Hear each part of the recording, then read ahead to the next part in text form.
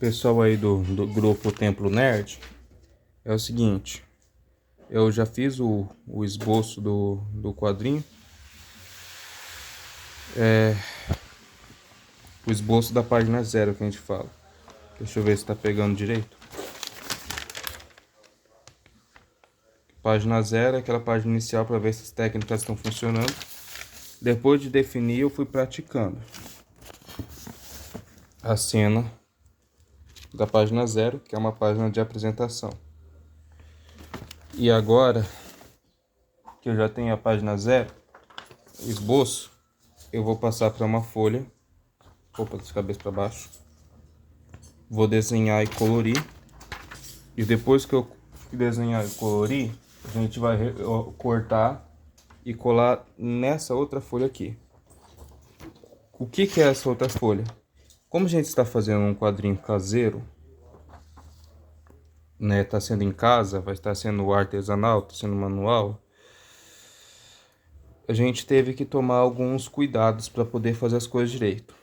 A primeira coisa que a gente precisa fazer, eu não sei se tá pegando, tá gravando, nessa borda aqui, quando a gente terminar de desenhar todas as páginas, a gente vai ter que empilhar e riscar de leve, fazendo pequenos cortes para que a cola que a gente vai passar no lateral entre na fibra do papel.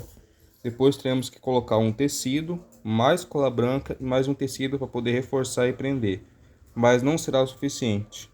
Estudando com o Gemini, eu descobri que é necessário que a gente costure. É necessário um buraco a 3 centímetros do papel e a 1,5 centímetros para dentro. Um no centro. Tá? E um na outra ponta. E para reforçar entre os dois. Para poder realizar a costura, como a gente tem linha de costura em casa, vamos ter que reforçar 3 vezes essa linha através do trançado, coisa que eu aprendi com os desbravadores, o Luiz também sabe, e creio que o resto do grupo também deve saber. O trançado é algo simples. E depois disso, vai pegar mais meio centímetro.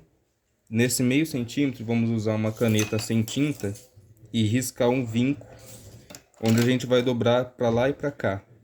Porque se a gente seguir e fizer só a parte da colagem e da costura, o quadrinho vai ficar muito travado. Não vai dar de abrir perto de uns 180 graus para conseguir ler corretamente. Então é necessário fazer esse vinco na folha, essa dobradiça, para poder deixar a folha no... fazer a gente conseguir abrir o quadrinho para a parte da leitura. E por garantia, para poder não colar e não atrapalhar o vinco, a gente tem que abrir mais 1 centímetro de margem e 1 centímetro em cada uma das bordas, 1 centímetro. Somando tudo que sobrou, dá 17 centímetros de largura por 27 centímetros de comprimento, 27 centímetros e 7 milímetros, que vai ser o espaço que a gente vai ter que usar para poder desenhar. Então, nosso quadrinho manual, ele tá artesanal, ficou muito comprido e extenso. É o formato que a gente chama de magazine ou estandarte europeu. Então, o quadrinho, ele é mais largo e vou ter que passar as medições para vocês, porque aí quando a gente for desenhar os quadros, né, de acordo com o que a gente vai decidir depois do método de produção, vai ter, vocês, os que quiserem sintetizar em casa algumas páginas, vão ter que saber as medições. Porque, que nem eu falei, a gente desenha separado, depois vai cortar os quadros e colar numa página separada. Outra coisa, a gente vai usar esses pincéis, acho que o nome é pincel atômico, para poder pegar essa parte no centro e pintar em preto. De leve, é claro.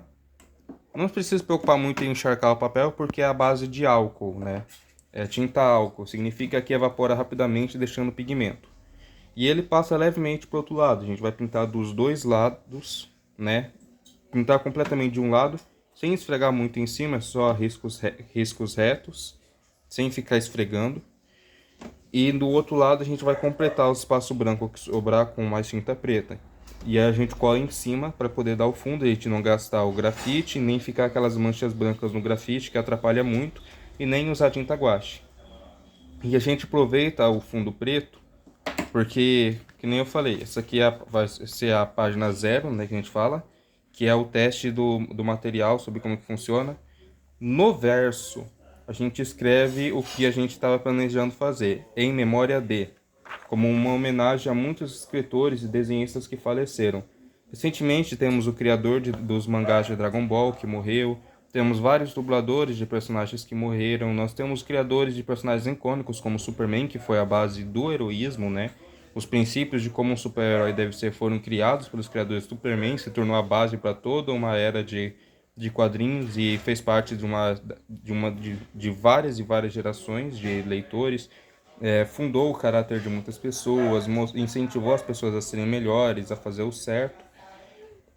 Então eu acho que nada mais do que justo, já que a gente está fazendo uma fan art, uma fan obra, segundo, segundo as leis, né? Tem a lei sobre como que uma fan art deve ser feita, que a gente não pode usar nomes e selos oficiais, a gente tem que deixar claro que é uma fan art e o trabalho tem que ser bem explícito, os personagens têm que ser respeitados e tal, para não, para a gente não estar ridicularizando com as empresas, por isso que existe essa lei, e dois, é uma forma de evitar falsificação, né? Por isso que fã obras tem que ter o selo de fã.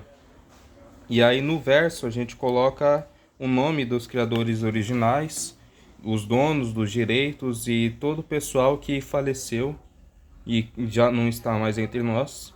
E que, como a gente combinou desde o início, a gente quer homenagear eles, o trabalho, a criação deles, que foi muito importante para a vida de muitas pessoas.